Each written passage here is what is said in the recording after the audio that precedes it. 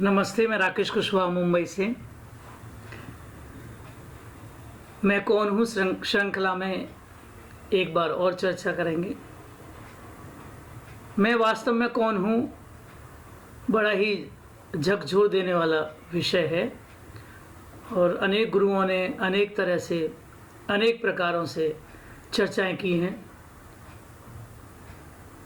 और अपने अपने विचार अपने अपने ढंग से अपने अपने तरीके से रखे हैं। जैसा कि मैं पहले भी कई वीडियो में बता चुका हूं कि ये जो मनुष्य जीवन है इसका कोई मैनुअल नहीं है कि ये कैसे जीना है। सब अपने विचार रख सकते हैं। आप कैसा अनुभव करते हैं, मेरा अनुभव आपसे अलग हो सकता है। ये अनुभव की बातें हैं। मैं कौन हूँ, मैं यहाँ क्यों आया हूँ, मेरे जीने का उद्देश्य क्या है, मैं क्यों जीता हूँ, मैं क्यों मरता हूँ, आखिर मुझे जीने मरने में क्या आनंद आता है। तो ये विषय अनुभव के हैं। मैं कोशिश करूँगा फिर से एक बार चर्चा करने की। मैं तो एक साधारण सा व्यक्ति हूँ। मैं कोई गुरु या जो आचार्य है ऐसी मेरे पास कोई उपाधि नहीं है।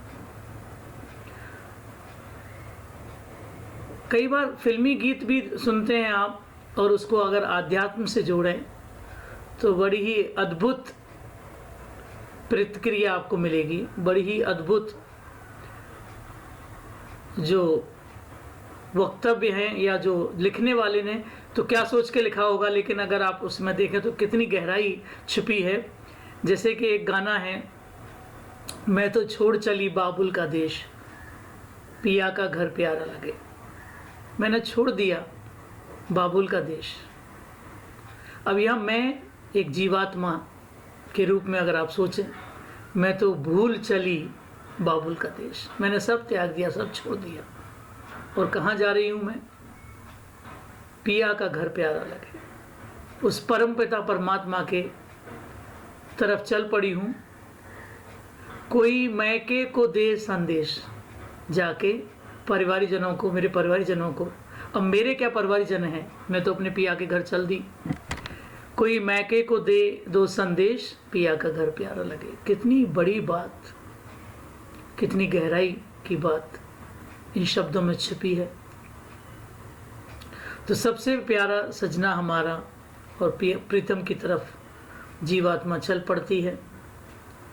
अब देखिए गुरु का रोल क्या रहता है। अब लोगों ने कह दिया कि भाई पानी पियो छान के, गुरु बनाओ जान के, और गुरु बनाने की परंपरा चल पड़ी। लोग बोलते थे भाई बिन गुरु के ज्ञान नहीं मिलेगा या बिन गुरु के आपका कल्याण नहीं होगा, तो आपने गुरु को बना लिया। मैं तो यहाँ किसी गुरु की चर्चा नहीं करना चाहता, लेकिन आपको बताना चाहता हूँ कि ऐसा नहीं है। आपने कुछ भी करने के लिए और आपको किसी ने अंधभक्ति सिखा दी और आप बस चल पड़े उस रास्ते पर, अगरबत्ती जला रहे हैं, फोटो लगा के पूजा कर रहे हैं, तो कैसे आपको आत्मज्ञान होगा? कैसे आप जान पाएंगे अपने बारे में? कितनी बड़ी बड़ी बातें कह दी हैं कबीरदास ने भी और लोगों ने भी गुरुओं के बारे में। ईश्वर से बड़ा भी बता दिया गुरु को। लेकिन आप तो देखते ही हैं आज के दौर में क्या कमाल है गुरुओं का, और कोई भी अपने आगे लगा लेता है गुरु आचार्य। खैर, मैं तो किसी को क्रिटिसाइज नहीं करता कभी भी। एक साधारण सी बात, गुरु एक बैंक मैनेजर की तरह काम करता है। कैशियर रहता है ना, आप लॉकर खोलने जाते हैं, लॉकर में सामान रखा है बहुत सारा, और उसको निकालने के लिए आप चाबी लगा के कितना भी घुमाते रहिए तो आपको नहीं पता लगेगा अंदर क्या रखा है। जब गुरु जो कैशियर की चाबी दूसरी लगती है और आप अपनी चाबी दोनों साथ में घुमाते हैं तो आप लॉकर को खोल पाते हैं। यही काम है गुरु का। गुरु तो उसके बाद अपना रोल ख़त्म हो जाता है, क्योंकि आपको आपकी तिजोरी दिखा दी, आपके अंदर जो रखा हुआ है वो सब अब घुस जाइए उसमें, और जितना गहराई तक जा सकते हैं जाइए। तो एक द्वार दिखा दिया आपको चाबी खोल के। यही काम है बस। और उस काम को पहुंचने के लिए भी लोगों को वर्षों लग जाते हैं, पूरा जीवन भी निकल जाता है कुछ लोगों को। कितनी गहरी बात शब्दों में मिल जाती है। आज पता नहीं मेरा क्यों ऐसा मन कर रहा था फिल्मी गीतों को लेके।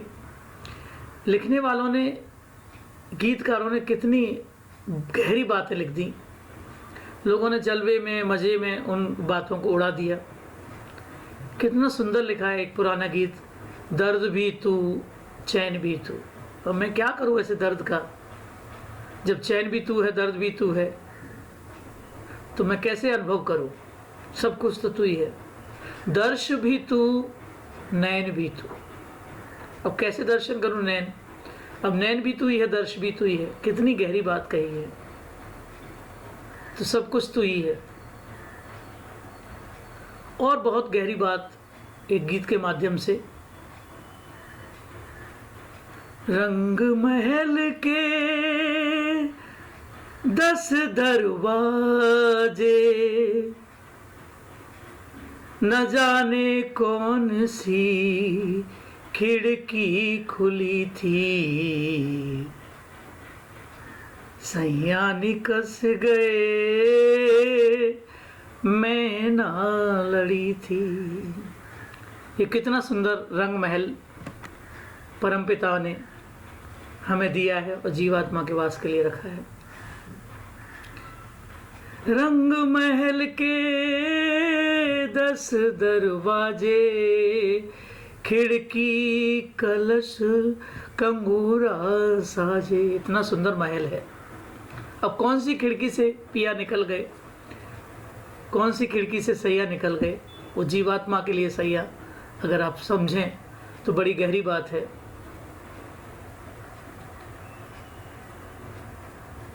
ये आंखों से निकलते हैं द्वार से, तो आंखें फट जाती हैं, खुली की खुली रह जाती हैं। म्यूकस निकल आता है अगर नाक से, नस द्वार से निकलते हैं। मुख द्वार से अगर निकलते हैं तो जीभ बाहर निकल आती है कानों से। मल द्वार से, मूत्र द्वार से मल निकल जाता है। न जाने कौन सी खिड़की खुली थी, सैया निकस गए मैं ना लड़ी थी। मैंने कुछ नहीं कहा, मैं तो चुपचाप खड़ी थी। सर को झुकाए,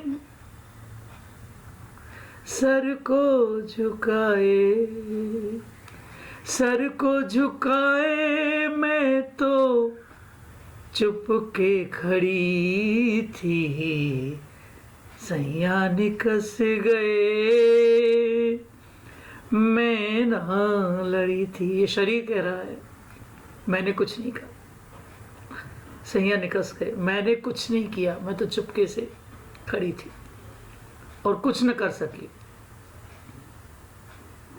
चले गए। मैं एक प्लेबैक सिंगर हैं शारदा राजन, आप लोगों ने शायद सुना होगा उनका नाम। 60s में और 70s में बहुत नाम था। 70s में उनकी 3 पॉप एल्बम रिलीज हुई थी। तो मैंने उनके साथ 98 से मैं जुड़ा हूँ। उनके गानों के लिए मैं कमेंट्री लिखता हूँ, उनके जो भी गीत गाती हैं उससे पहले बताती हैं तो मैं लिखता हूँ। तो ऐसे ही उनको फिल्म फेयर अवार्ड भी मिला है, और फिल्म फेयर अवार्ड तो उनको शायद बात जरा है आपकी आपस की, ऐसा कुछ था। लेकिन वो मशहूर हैं तितली उड़ी उड़ जो चली गीत के लिए। वैसे और भी कई गीत हैं, दुनिया की शेयर कर लो, अराउंड द वर्ल्ड। तो ये शारदा जी का मैं एक बार बैठा हुआ था, ऐसे ही चिंतन कर रही थी और बोली कि राकेश, मैं पता नहीं काफ़ी वर्षों के बाद, मुझे इतने साल चले गए, निकल गए। शंकर जी ने शैलेंद्र जी से कहा, ये गीत शैलेंद्र जी ने लिखा है कि नई नई बच्ची है, कुछ एक सादा सा सरल सा कोई गीत लिखो। और इतने सरल शब्दों में इतनी बड़ी बात शैलेंद्र जी ने लिखी। मैं ऐसी चिंतन कर रही थी तो उन्होंने अपनी बात मेरे साथ शेयर की, और गाना कुछ इस तरह है। तितली उड़ी उड़ जो चली, फूल ने कहा आजा मेरे पास, तितली कहे मैं चली आकाश। अब तितली हमारे हिंदू धर्म में, सनातन धर्म में, अब ये शारदा जी ने मुझे बताया कि मैं ऐसी चिंतन कर रही थी तो मुझे लगा ये तितली एक आत्मा का रूप, आत्मा को पक्षी से भी जोड़ा है, किसी ने पक्षी का भी रूप दिया है। यहाँ तक क्या, आत्मा का तो कितना लोगों ने आकार तक बताया, वजन भी बताया। मैं उस विषय पर नहीं जाऊँगा। जो शारदा जी ने शेयर किया मेरे साथ कि मैं ऐसी चिंतन कर रही थी तो कितनी बड़ी बात शैलेंद्र जी ने लिख दी। तितली उड़ी उड़ जो चली, और फूल ने कहा, जो परवारी जन है, सांसारिक जो लगाव है, लोभ है, माया है, माया अपनी तरफ आकर्षित करने के लिए बुला रही है तितली को, लेकिन तितली रुकती नहीं। वही पिया का घर प्यारा लगे और तितली चल देती है। अब भोग विलास में तो लोग पड़े हुए हैं और इसका तो कोई अंत नहीं है। मेरे पिताजी से मैं तो कई बातों में चर्चा करता हूँ, ये कहानी सुनी कि वो बुजुर्ग हो जाता है इंसान, फिर बोलता है यमदूत उसके पास आते हैं, धर्मराज के दूत उसके पास आते हैं कि चलो भाई आपका टाइम हो गया है। तो बोलता है कि नाती का मुंह देख लो, नहीं भाई अब तो आपका शरीर भी जर्जर हो गया, अब तो आपको चलना पड़ेगा। तो बोलता है और इसकी शादी हो जाने दो। खैर आखिर में वो चल देता है, फिर शर्त रखता है कि मुझे इसी परिवार में जन्म लेने दो। तो यमदूत बोलते कि नहीं आपको, या धर्मराज यमराज बोलते कि ये आपको मनुष्य योनि तो अब नहीं मिलेगी। तो बोलता है कि मुझे बैली बना दो, कम से कम घर में रहूँगा इनके साथ, बच्चों को देखता रहूँगा, निहारता रहूँगा। अब बैल भी बुढ़ा हो गया तो भाई चलो कि नहीं अभी मेरे ये पंती है, पोता है, उसके बच्चों को कम से कम देख लूँ, खिलाते कुछ ले आते हैं, मुझे खाना खिला देते हैं। फिर बुजुर्ग हुआ, फिर लेके चले, फिर बोलता है कि नहीं मुझे यहीं पे रहने दो, मुझे कुछ और बना दो, कौवा बना दो। तो कौवा बना रहा कि बच्चों को निहारता रहूँगा, देखता रहूँगा, जो भी मिल जाएगा खा लूँगा। फिर कौवा भी बुजुर्ग हो गया तो फिर उसको बोला कि अभी चलना पड़ेगा, कि मुझे कुछ और योनि दे दो, तो मेढक बना दो, मैं कीचड़ में नाली में पड़ा रहूँगा और इसी में मैं खुश हो लूँगा, कम से कम उनकी आवाज़ सुनता रहूँगा। तो ये है मनुष्य योनि का लोभ और जो भोग योनि है इसका कोई अंत नहीं। इसलिए जीवन मरण चलता रहता है कि आपकी जो इच्छाएं कभी पूरी नहीं होती। इच्छाएं जितनी सीमित हो जाएं तो मैं कौन हूँ, मैं क्यों आया यहाँ और किस लिए जी रहा हूँ, बड़े ही चिंतन का विषय है, बड़े ही अनुभव का विषय है।